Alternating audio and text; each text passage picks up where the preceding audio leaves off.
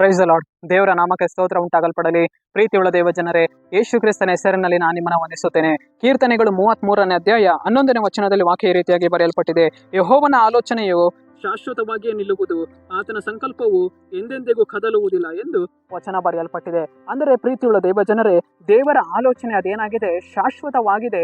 ದೇವರ ಸಂಕಲ್ಪ ಅದು ಕದಲುವುದಿಲ್ಲ ಎಂದು ವಚನ ಬರೆಯಲ್ಪಟ್ಟಿದೆ. ನಮ್ಮ ಜೀವಿತಗಳಲ್ಲಿ ನಾವು ಅಂದುಕೊಳ್ತೇವೆ, ನಾವು ಈ ರೀತಿಯಾದ ಆಲೋಚನೆಯನ್ನ ಮಾಡಿ ಈ ರೀತಿಯಾದ ಒಂದು ದಾರಿಯಲ್ಲಿ ನಾನು ನಡಿಬೇಕು ಅಂತ ಹೇಳ್ಬಿಟ್ಟು ಅನೇಕ ವಾರ್ತೆ ನಾವು ನೆನೆಸ್ತೇವೆ. ಆದರೆ ದೇವರ ಆಲೋಚನೆಯಲ್ಲಿ ನಾವೇನ್ ಮಾಡಬೇಕು, ನೆಲೆಗೊಳ್ಳಬೇಕು. ಪ್ರೀತಿಯುಳ್ಳ ದೇವ ಜನರೇ, ನಮ್ಮ ಆಲೋಚನೆಯಲ್ಲಿ ನಾವು ನಡೆದು ಹೋಗುವಾಗ, ನಮ್ಮ ಸಂಕಲ್ಪಗಳಲ್ಲಿ ನಾವು ನಡೆದು ಹೋಗುವಂತ ಸಮಯದಲ್ಲಿ ನಾವೇನಾಗ್ತೇವೆ, ಸೋಲನ್ನ ಕಾಣ್ತೇವೆ.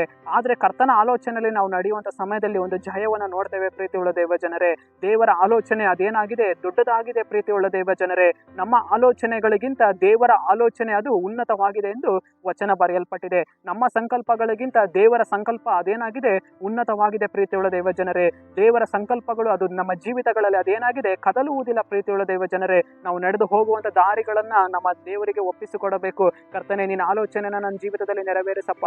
ನಿನ್ನ ಸಂಕಲ್ಪಕ್ಕಾಗಿ ನಾನು ಒಪ್ಪಿಸಿಕೊಟ್ಟಿದ್ದೀನಿ ದೇವರೇ. ನಿನ್ನ ಸಂಕಲ್ಪ ನಮ್ಮ ಜೀವಿತಗಳಲ್ಲಿ ನೆರವೇರಲಿ ದೇವರೇ ಅಂತೇಳಿ ನಾವು ದೇವರಿಗೆ ಬಿಟ್ಟು ಕೊಡುವಾಗ ದೇವರ ಆಲೋಚನೆಗಳಲ್ಲಿ ಒಂದು ದೊಡ್ಡ ಜಯವನ್ನ ಕಾಣ್ತೇವೆ.